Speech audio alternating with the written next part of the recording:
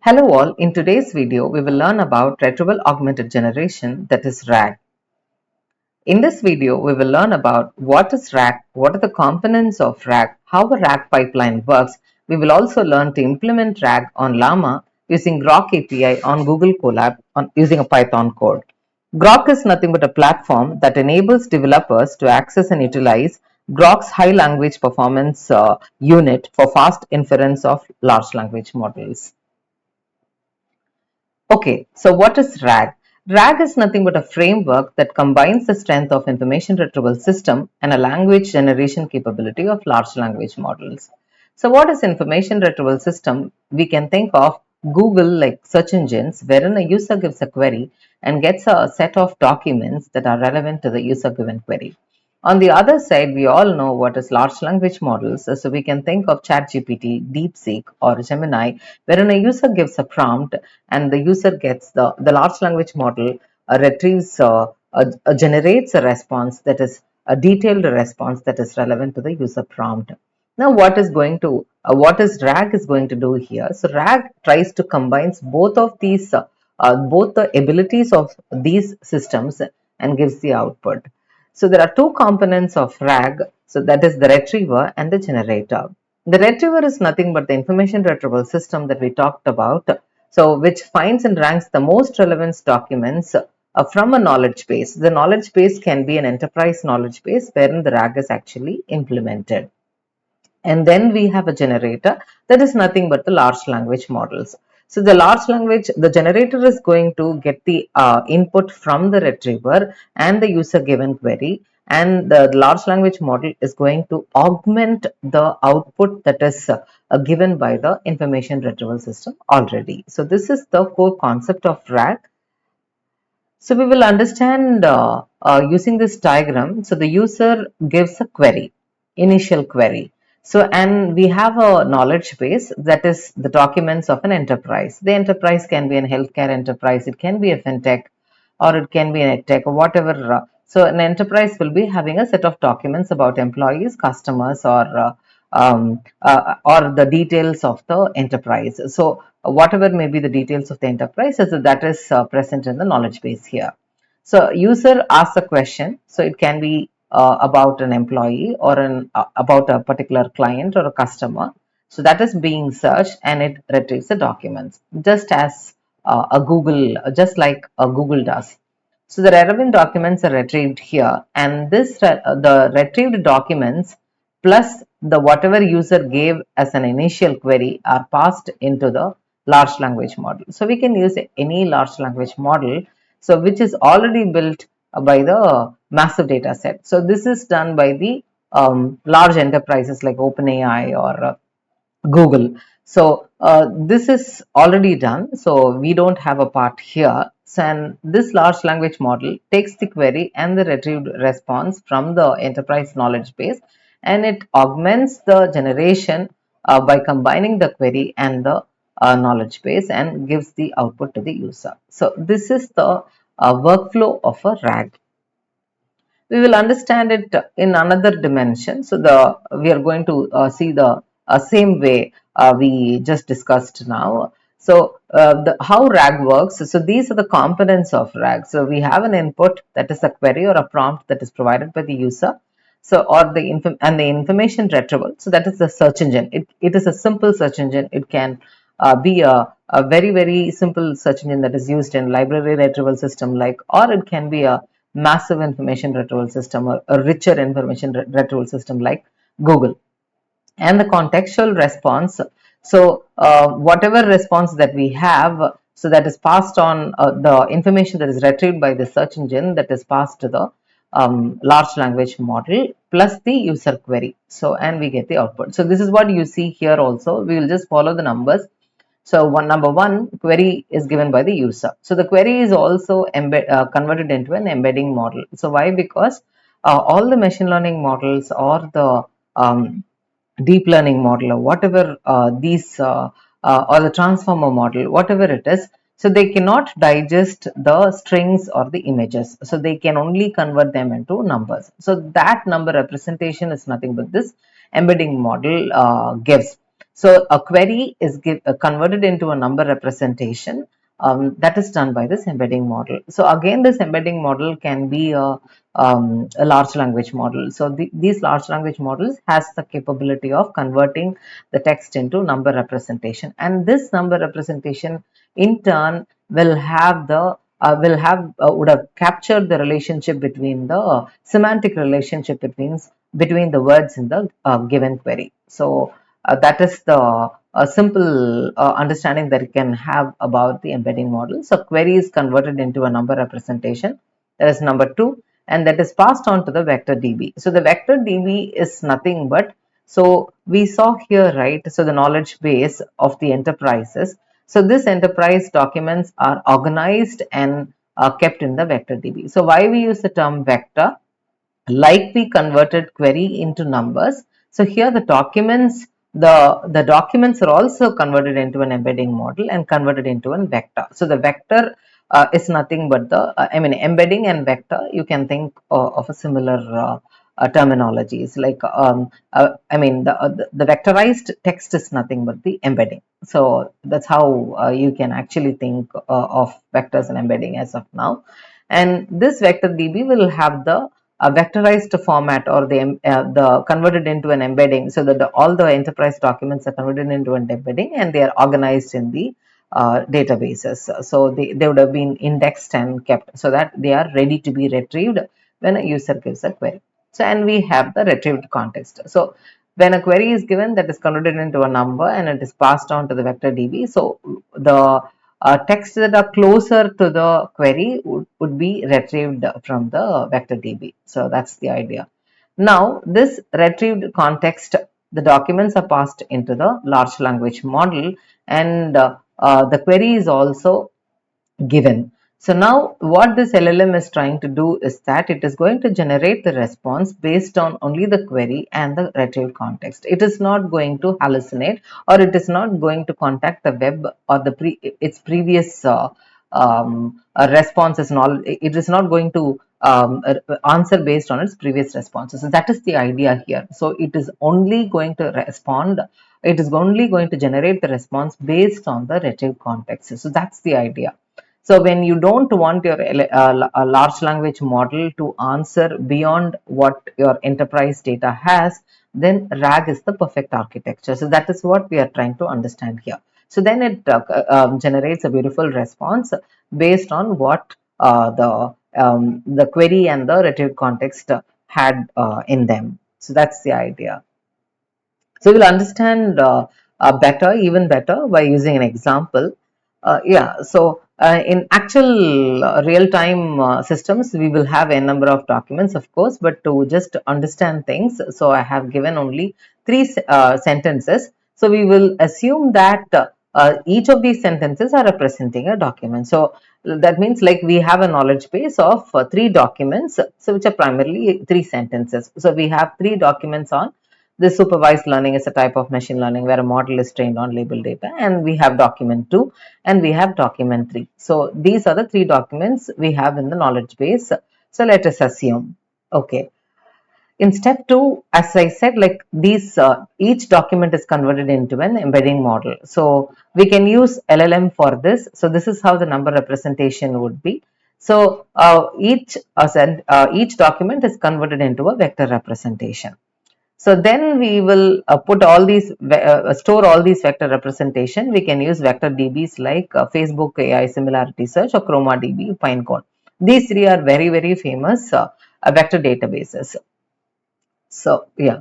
So what we have done so far is that, like, we had a knowledge base, we converted them into an embedding, and we have stored into a vector DB. Now on the other side, the query is also getting embedded into a number representation because the models cannot digest the strings or the images. So what is supervised learning is the user is giving us a query. So now we are converting this query also as an embedding vector. So we have the vector format here. Now, so we have the query in hand and we have the documents converted into a vector in hand. Now the query is matched with the vector databases documents. So we can use a number of metrics to do this. So the simple one is the cosine similarity, cos function. So the cost 0 is 1, right? Like what is when the cost attains the I mean maximum values, like when the angle is 0. So that means when the distance between the query and the matched documents is 0. So that means like they have most similarity. Then you have the a maximum value of 1. So that's the math behind this. So we use the cosine similarity function to fetch the most relevant documents. So now you get the scores. So the cost function gives the maximum score as 1. Now you see the distance between the document 1 and the query is 0.98, and document 2 and the query is 0.45, and document 3 and the query is zero point 0.3. So obviously this is the highest match. So we are taking document 1 as a retrieve.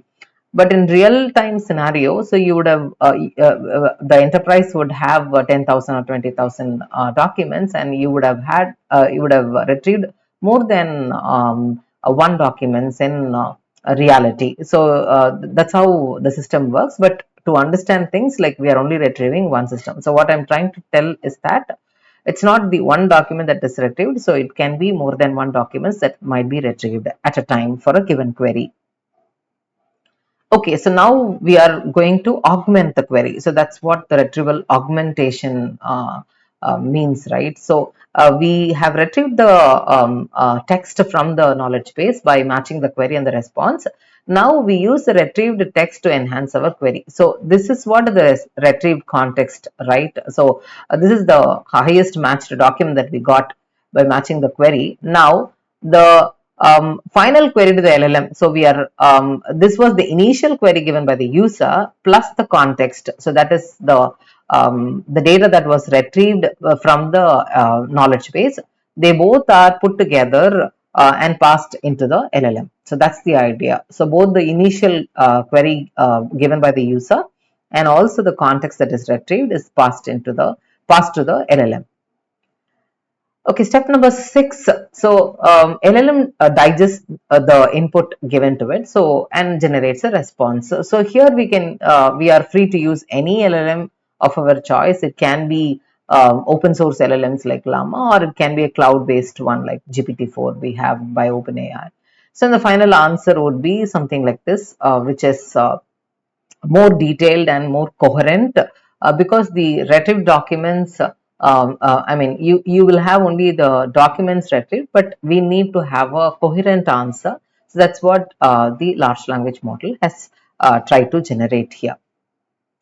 So when we look at the summary of RAG steps here, so we store the documents as vector embeddings in a database. So an enterprise can have a large set of documents. They can be converted into vector embeddings.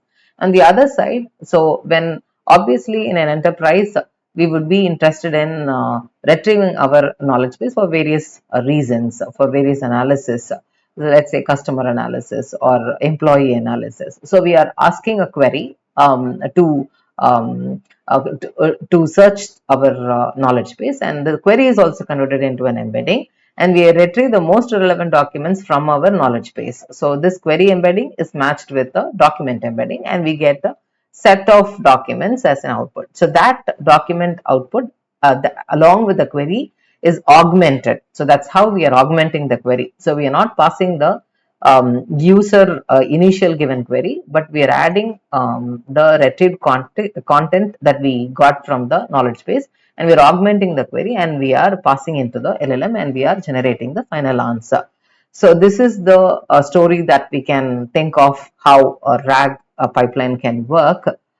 Yeah, so we will get into the technical details. The embedding model. So you can use OpenAI embeddings or sentence transformer. So all mini LM L6v2 is a very mostly used LLM for the query. So because like query is a very we need not use the same LLM for both the query and the document, because the document is a larger data set.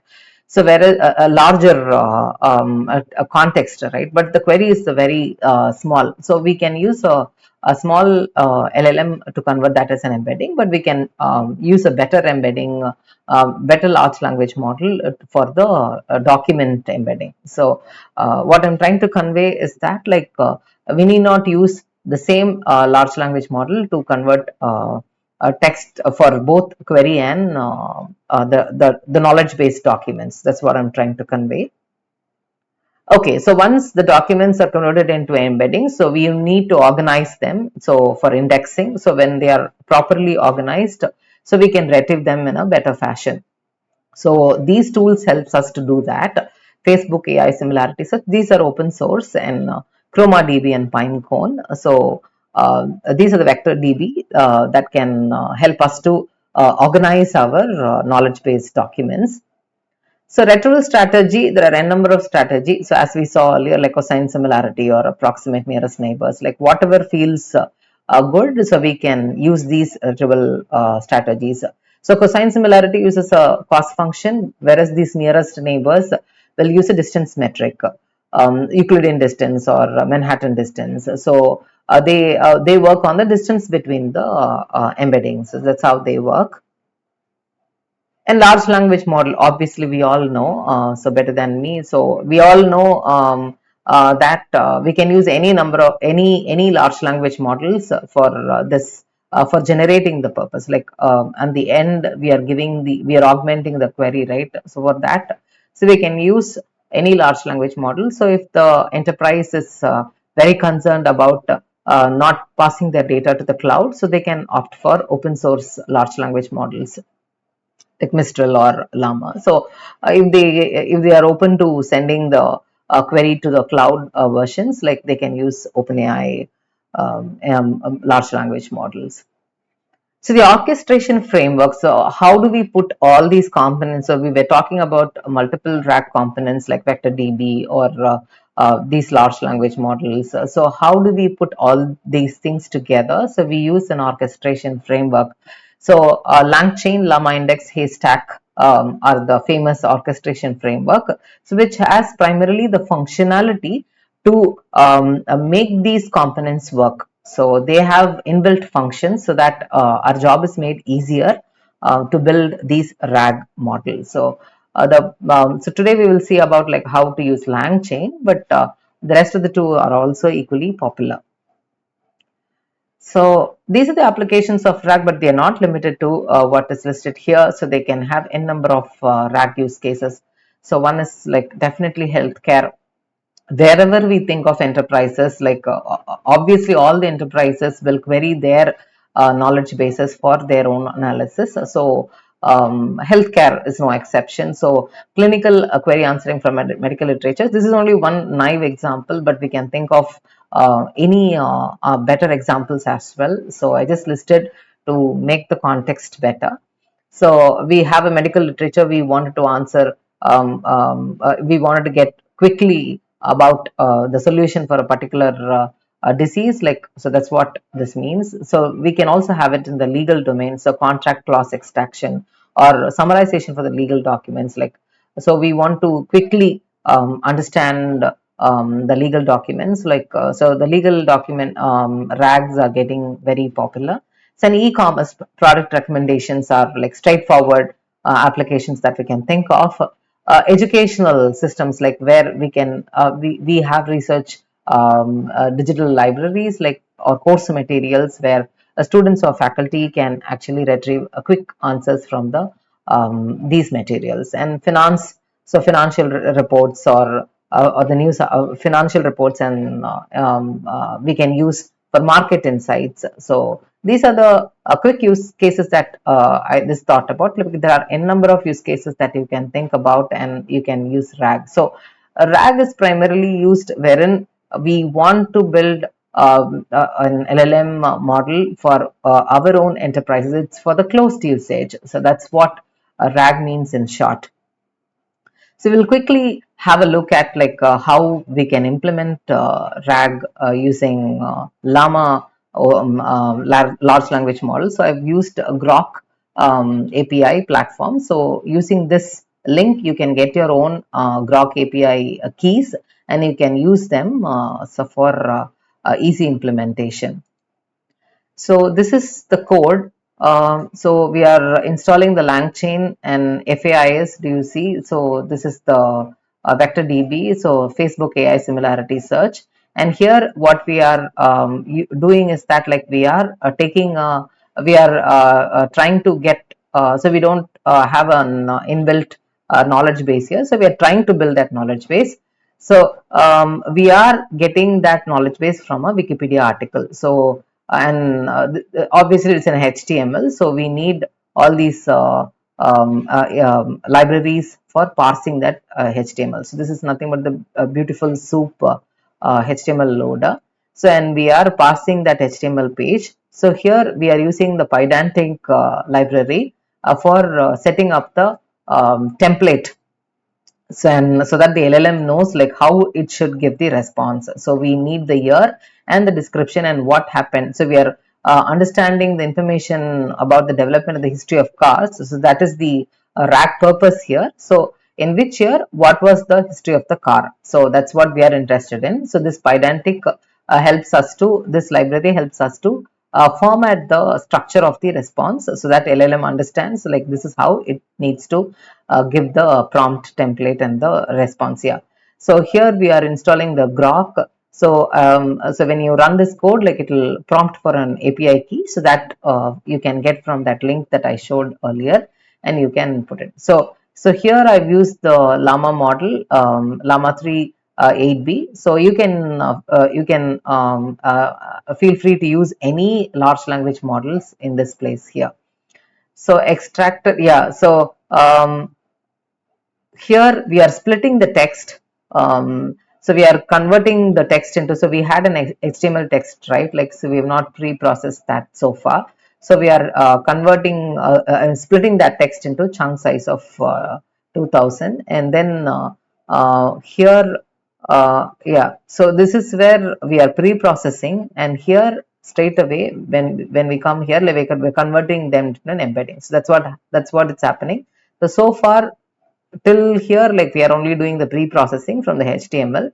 So here we are converting them into a embedding. So if you look at this, so all mini LM L6v2, so we are using for creating the embedding. So now we are retrieving from the retriever from the vector DB. So this is the retriever part. So we are only interested in retrieving the first document. So a number of documents will be retrieved. So you can actually have a control on how many number of documents you wanted to retrieve. So that's the idea. So after we retrieve, so we are generating the results. So that's what is being done here. So invoke key developments associated with car. So that is the input. So results is what we see. So I've already run this code.